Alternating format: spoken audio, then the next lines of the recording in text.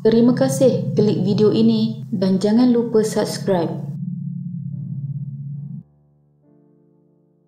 Apa sudah jadi dengan tahap keselamatan di Malaysia apabila kejadian tembak-menembak semakin menjadi kebiasaan? Dalam tempoh seminggu sahaja, 3 kes tembakan telah dilaporkan. Satu situasi yang amat membimbangkan. Dahulu, hanya anggota polis yang memiliki senjata api. Namun kini, senjata tersebut seolah-olah boleh dimiliki dan dibawa secara bebas oleh individu tertentu. Situasi ini menimbulkan persoalan besar. Adakah senjata api kini terlalu mudah diperolehi? Kewujudan kes penyalahgunaan senjata api haram secara berleluasa jelas menunjukkan kelemahan dalam aspek penguatkuasaan undang-undang negara. Tidak dinafikan salah satu punca utama adalah sempadan Malaysia-Thailand yang terbentang sepanjang kira-kira 646 km. Laluan ini telah lama dikenal pasti sebagai antara pintu masuk utama kepada kegiatan penyeludupan termasuk senjata api haram. Kelonggaran kawalan di kawasan sempadan ini membuka ruang kepada penjenayah untuk mendapatkan senjata dengan mudah. Tetapi antara persoalan lain yang timbul ialah adakah pengaruh filem dan media yang semakin menonjolkan elemen keganasan turut menyumbang kepada normalisasi budaya tembak-menembak dalam kalangan masyarakat? Atau mungkinkah Malaysia kini telah menjadi sasaran penjenayah yang melihat negara ini sebagai zon selamat untuk menjalankan kegiatan jenayah tanpa rasa takut terhadap penguatkuasaan undang-undang? Apapun puncanya, keadaan ini tidak boleh dibiarkan berlarutan. Budaya tembak-menembak tidak boleh menjadi kebiasaan yang diterima masyarakat, apatah lagi jika ia mula menyerupai kebebasan bersenjata yang berlaku di beberapa negara luar. Berikut adalah 3 kejadian yang menggusarkan orang ramai.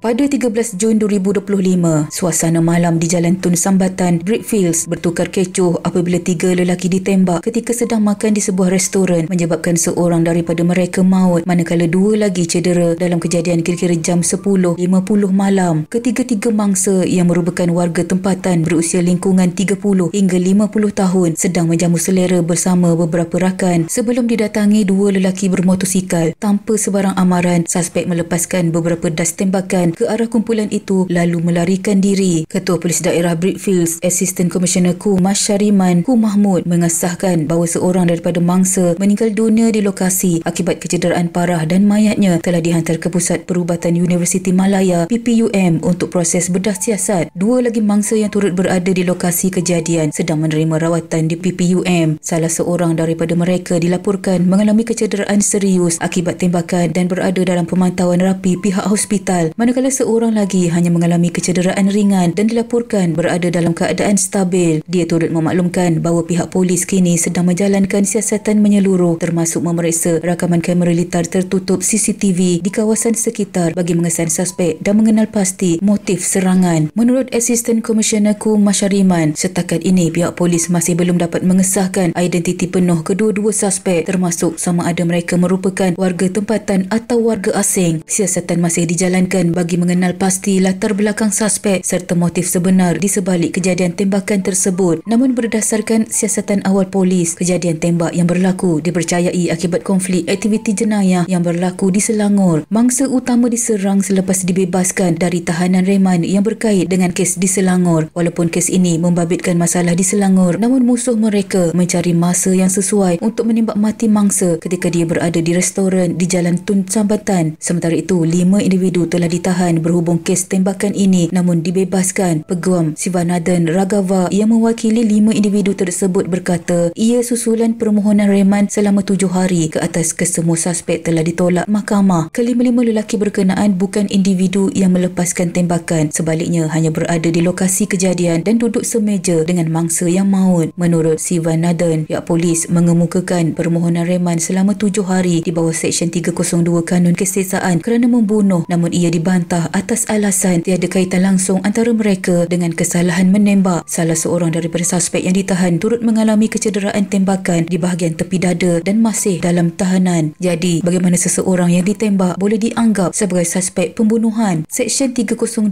sepatutnya hanya digunakan terhadap pelaku jenayah jika mereka hanya saksi. Prosedur undang-undang yang betul ialah mengeluarkan notis di bawah Seksyen 111 Kanun Tata Cara Jenayah. Sivanathan berkata dia telah menunjukkan beberapa rakaman video tular di media sosial kepada magistrat sebagai bukti bahawa anak guamnya hanya cuba menyelamatkan diri dalam insiden tersebut.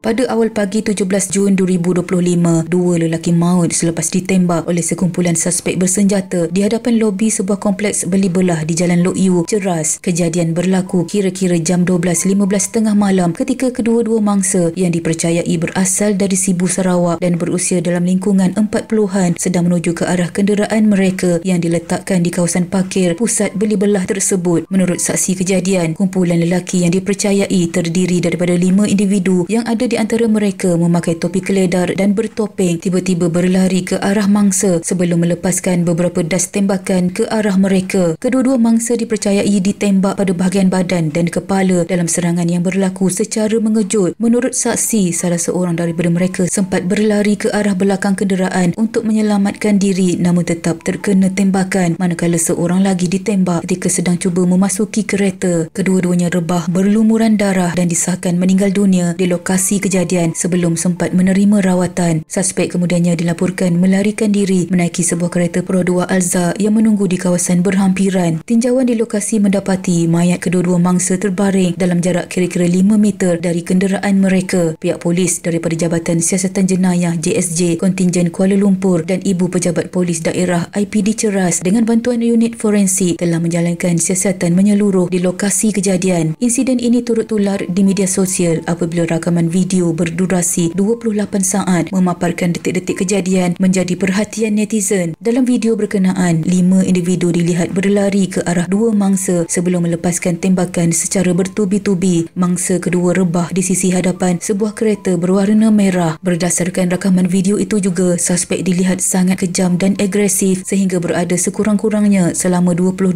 saat semasa kejadian melepaskan tembakan dipercayai untuk memastikan mangsa benar-benar mati. Rakaman ini dipercayai diperoleh dari kedai serba neka di perkarangan pusat beli belah berkenaan. Satu lagi video dipercayai dirakam dari sebuah kenderaan memperlihatkan suspek terus melepaskan tembakan meskipun mangsa terbaring selepas mengalami kecederaan parah. Berdasarkan bunyi letupan, sekurang-kurangnya lebih 6 das tembakan dilepaskan semua suspek. Namun setakat ini masih belum dapat disahkan berapa orang yang memiliki pistol. Timbalan Ketua Polis Daerah Ceras Superintendent Rizwan Khalid berkata, siasatan masih dijalankan bagi mengenal pasti suspek yang terlibat dalam insiden ini dan polis telah merakam keterangan 18 individu. Polis juga sedang mengumpulkan maklumat daripada saksi serta meneliti rakaman CCTV di kawasan sekitar bagi mengenal pasti identiti kesemua suspek. Namun berdasarkan siasatan awal polis, kejadian tembak membabitkan dua lelaki tersebut dipercayai akibat aktiviti penyeludupan di Sibu, Sarawak. Dua mangsa itu dikenal pasti mempunyai rekod jenayah dan baru tiba di Kuala Lumpur dari Sibu atas urusan peribadi. Berkemungkinan pada masa sama mereka ini sememangnya diekori oleh musuh atau pihak yang tidak berpuas hati atau mempunyai dendam sebelum mencari masa dan waktu sesuai untuk menembak mati mereka.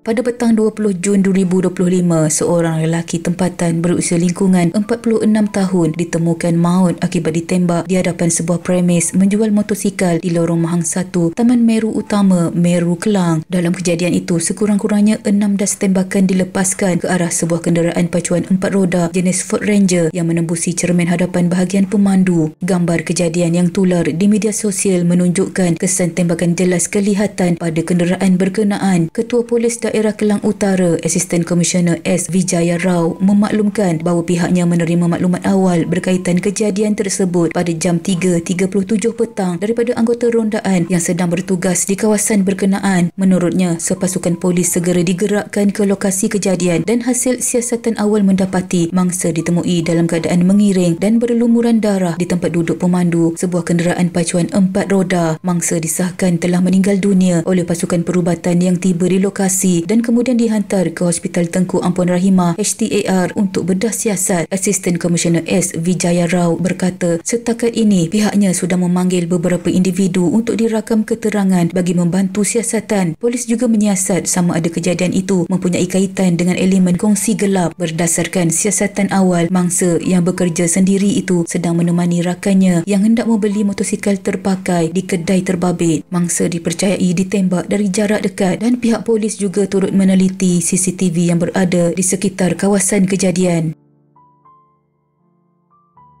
Menurut Timbalan Ketua Polis Kuala Lumpur, Datuk Muhammad Usuf Jan Muhammad, 2 kes tembakan yang berlaku dalam tempoh 4 hari di Brickfields dan Ceras dipercayai mempunyai kaitan dengan aktiviti kongsi gelap. Namun begitu, pihak polis masih belum dapat memastikan sama ada suspek terlibat bertindak atas motif peribadi atau telah diupah untuk melakukan serangan tersebut. Siasatan mendalam masih diteruskan untuk merungkai punca sebenar kejadian dan mengenal pasti dalang utama di sebalik insiden berkenaan. Dia turut menegaskan bahawa walaupun berlaku 2 kes tembakan dalam masa yang singkat, tahap keselamatan di ibu negara masih terkawal dan tidak membimbangkan. Menurutnya, pihak polis sedang giat memburu kesemua suspek dan akan terus mempertingkatkan usaha bagi memastikan keselamatan awam terjamin. Ketua Polis Negara Tan Sri Razarudin Hussein berkata bahawa berdasarkan maklumat siasatan setakat ini, polis percaya kedua-dua insiden tembakan tersebut mempunyai sasaran khusus dan berpunca daripada konflik peribadi atau permusuhan antara pihak-pihak tertentu yang berlaku di luar kawasan ibu kota dan bukan dari aktiviti keganasan tempatan. PDRM juga telah mempertingkatkan rondaan dan kawalan keselamatan di lokasi-lokasi strategik di sekitar Kuala Lumpur untuk mengelak sebarang ancaman susulan bagi memastikan ketenteraman awam tidak terjejas. Justeru, orang ramai dinasihatkan agar tidak panik atau berasa takut kerana kejadian itu bukanlah serangan rambang yang menyasarkan orang awam secara umum. Namun begitu, insiden tembak-menembak yang semakin kerap berlaku menimbulkan kebimbangan dalam kalangan masyarakat, terutamanya apabila ia berlaku secara terbuka di kawasan awam. Walaupun jaminan keselamatan diberikan, rakyat masih tertanya-tanya bagaimana kejadian seumpama ini boleh berlaku berulang kali dalam tempoh yang singkat. Justeru, diharapkan pihak berkuasa dapat mempertingkatkan penguatkuasaan, mengekang pengaruh kumpulan jenayah terancang serta bertindak lebih tegas terhadap penjenayah bersenjata yang semakin berani beroperasi tanpa rasa takut. Sekian.